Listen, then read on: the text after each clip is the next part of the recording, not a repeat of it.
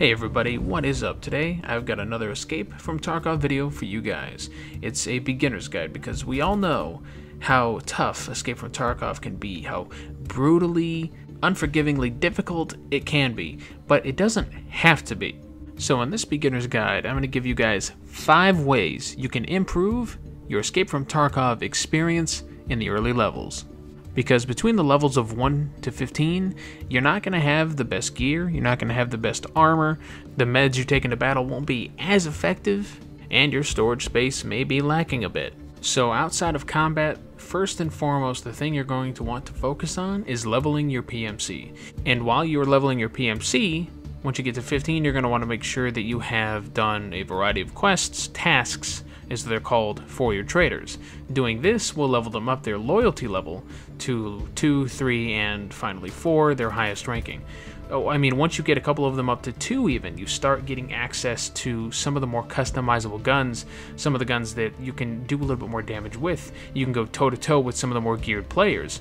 So for example, I just hit level 20 on my PMC, and I'm at loyalty rank 3 for most of my traders, and this has allowed me to get some of the better guns, the MPX, the M4A1, the AK-74N, as well as some of the better armors for both the body and the head, and some other cool accessories too, like night vision goggles and ComTac headsets that allow you to hear footsteps easier, things like that. Leveling your trader and leveling your PMC go hand in hand, so that by the time you reach level 15, you'll start having an easier time being able to really customize your guns with a lot less effort involved with finding the parts to do so in the first place. You'll also have better medkits and healing supplies that'll do more than, say, just take away your blood loss or just heal you. They can do multiple things at once. For the second tip, I know some people have recommended that you play in the offline mode to learn the maps, and while that's not a bad idea, it's not something that I felt that I needed to do personally to learn the maps. So what I did instead was I played as often as I could. I played as a scav. Now you can play as a scav character every 20 minutes, and these guys have a random assortment of really trash guns, usually things like pistols, shotguns, but if you're lucky sometimes you'll get one of the better shotguns or even a rifle to work with. And this is where the next tip comes into play. When you're early level or when you're playing a scav, if you want to reliably take someone down, and I'm not talking just like another scav or another low geared player, but I'm talking some of the higher geared players, you're going to want to take that shotgun of yours or pistol or whatever you have and not necessarily aim for the body or the head, because those guns are weak against some of the better armors. I'm talking like taking anywhere from 5 to 15 shots depending on which gun you're using, which in that amount of time they can take you out with like 2 or 3 shots from their high-powered rifles. So what you're going to want to do, aim for their legs. This is called the leg meta, and right now it is very prevalent. And the reason for this is because right now, when somebody wears a helmet, a decent helmet, their face is still exposed, right? But there's no actual face hitbox. Their face is treated as if it's part of the actual helmet. So even when you shoot somebody in their unguarded face, it's like, oh no, that's actually Kevlar or some hard material that can't be penetrated by your bullets. So yeah, aim for those legs. My fourth big tip is to recommend that you don't immediately jump into factory with both your scav and your PMC character, especially if you have some guns and some gear to work with, because you're going to lose that stuff really fast on factory. It's a very small map. There are a lot of scavs in it that can get lucky and instantly down you if they get a good shot. And then of course there are other really good players that like to run factory because they know that they can pretty much kill anyone that they come across, including you. So this is what I like to do, and this is something that I found successful for myself when I was a newer player, is whenever I got a scav to use, I would always take them into factory. Sometimes I would take them into customs if I wanted to maybe try a new route to get to the exit, or maybe try a different spawn and then try one of the exits that I'm not used to taking. But for the most part, I would always take my PMC into customs. Pretty much always. I would never take them into factory, and I still don't. And then whenever I have the scav, I would take that scav into factory to attempt to either get some quick, easy, dirty loot that I can use on my PMC in customs, or just loot up as much as I can and then sell it all, and then go to my traders and buy myself better gear, better armor, things that'll really deck me out for customs. Now, I'm not saying that you just have to run customs on your PMC and that you just should only run factory with your scavs.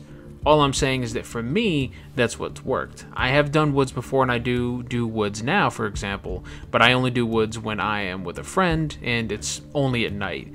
During the day, it's a little bit more dangerous, for example. I also don't do shoreline because it's a little bit unoptimized, and I personally haven't memorized the specific loot routes that I usually take on other maps like customs. So that's something that I'm going to have to take slowly with my scav probably at first, just so I can really get it down, and then take my PMC in there.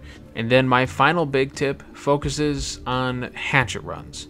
This is what you would call a hatchling, a player, a PMC character, who goes into a raid with nothing but their knife or their hatchet, with the goal of finding a scav or a player to whack a couple of times in the head, and then you loot up from there and then proceed to do a normal run. But it's also likely that you're going to die, since you have to sprint up to everybody. Or, I mean, you can try to sneak up on people, but for the most part, you're just going to have to sprint to them and then hope that they don't react in time, and you can get a quick hit in on their head to take them out. I wouldn't always recommend to do a hatchling run.